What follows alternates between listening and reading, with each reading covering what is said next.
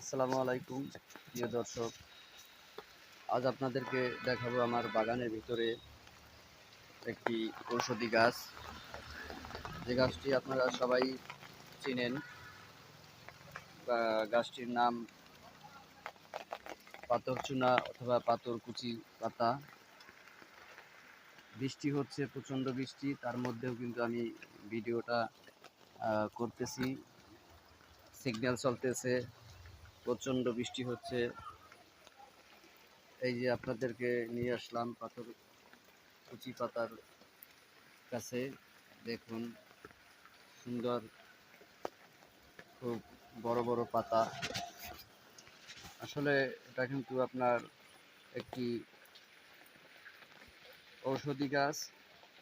আমার বাগানে আরও আছে, এই যে সিডলেস লেবু গাছ, মালটা গাছ, কলা গাছ। পাথরকুচি গাছটার বৈজ্ঞানিক নাম হলো ব্রায়োফাইলাম পিনাটাটাম। নামটা অনেক কঠিন, যার কারণে একটু উচ্চারণের সমস্যা।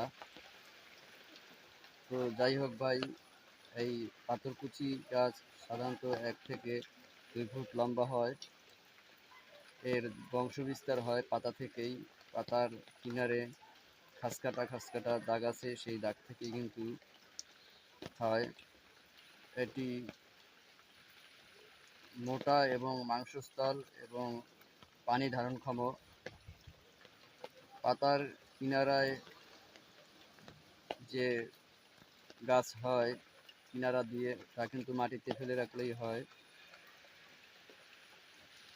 পাথরকুচি গাছের পাতায় অ্যান্টি ইনফ্লেমেটরি, অ্যান্টিব্যাকটেরিয়াল এবং অ্যান্টিঅক্সিডেন্ট উপাদান রয়েছে, যা ভেষজ চিকিৎসায়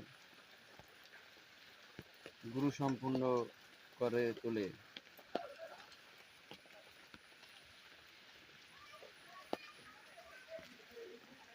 পাথরকুচি পাতার উপকারিতা আপনাদেরকে এখন বলবো।